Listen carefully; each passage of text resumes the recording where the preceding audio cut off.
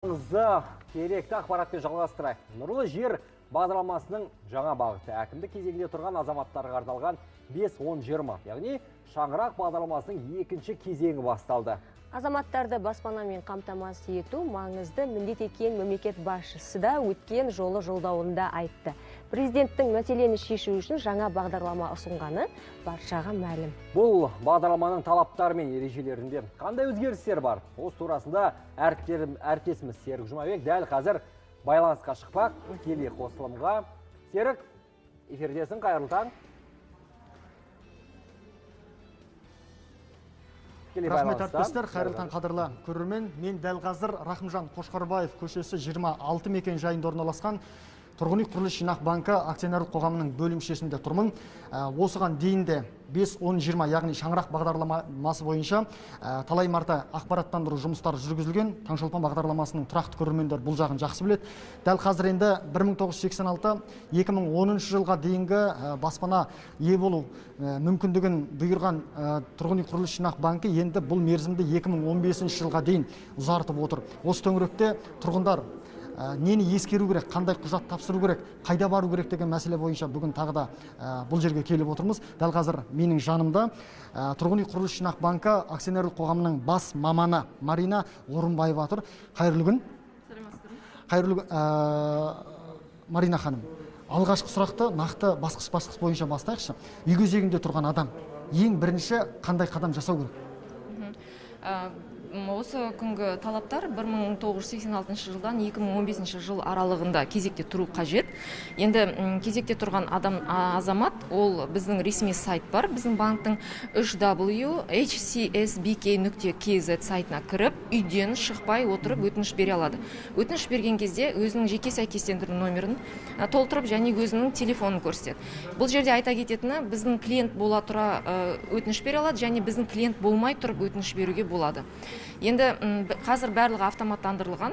Сіз өзіңіздің жеке сәйкестендіру номеріңізді толтырғаннан кейін ақпарат автоматты түрде тексеріледі.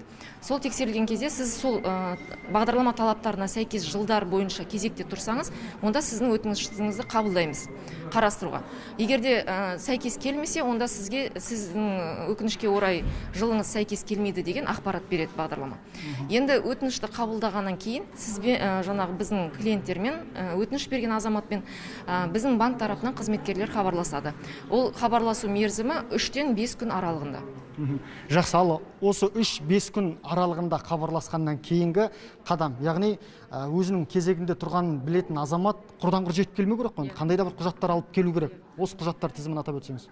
Жақсы, қазіргі таңда қайталап өтем, барлығы автоматтандырылғаннан кейін біз қосымша құжат талап етпейміз. Басты құжаттар ол барлық балалар бойынша туу туралы куәліктерін және неке қию туралы куәлігін. Болмаса, жаңағы некеде тұрмаса, некені бұзу туралы куәлікті алып келу керек. Барлық құжаттарда оригинал түрінде. Және бұл бағдарлама бойынша талап отбасы мүшелері бойынша Қазақстан Республикасының территориясында үй болмау керек соңғы 5 жылдың ішінде. Сол мәліметті растайтын құжат қажет. Ол жаңағы ЕГОВ ресми сайтынан алуға болады, оны да электронды түрде. Ал енді осы құжаттарды әкеліп рәсімдегеннен кейінгі қадам бұл үй қарау мәселесі ғой. Қанша уақыт мүмкіндік берілген тұрғындарға? Қазір біздің банкте жаңағы несиеге берген өтінішті қарау өте жаңағы оңтайландырылған және тездетілген.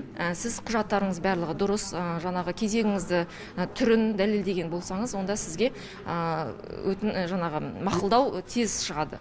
Мақұлдағаннан кейін бұл жерде айта кететіні, сіз бұл бағдарлама қатысатын кезде 5-10-20 дегенде бастапқы жарна 10%-ды сіз бірінші күні алып келем деп тырыспай, сіз берген өтінішіңізді мақұлдап алғаннан кейін барып салсаңыз болады. Енді өтінішті мақұлдағаннан кейін сізде 2 ай мерзім уақыт болады үй іздеуге.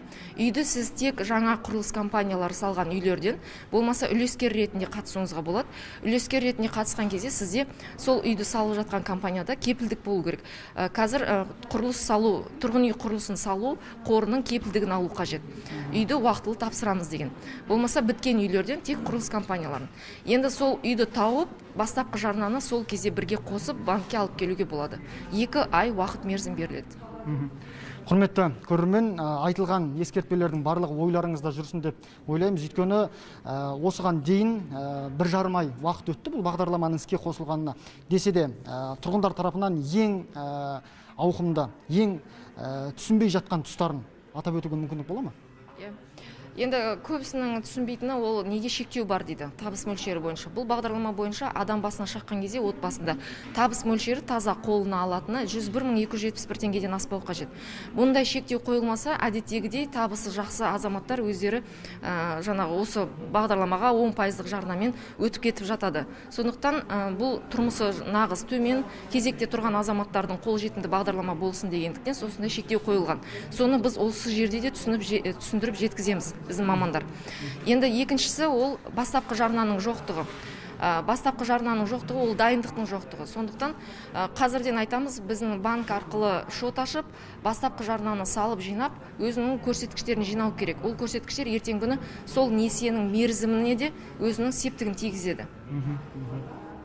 Әдемі, қадірлі көрермен, бас аяғы 4-5 минуттың ішінде біраз маңызды деген ақпараттарды алдық деп ойлаймын. Ең бастысы біздің түсінгеніміз міндетті түрде алғашқы жарна салыну керек. Сонда ғана өзіңіз армандаған үйге қол жеткізуге мүмкіндік бар.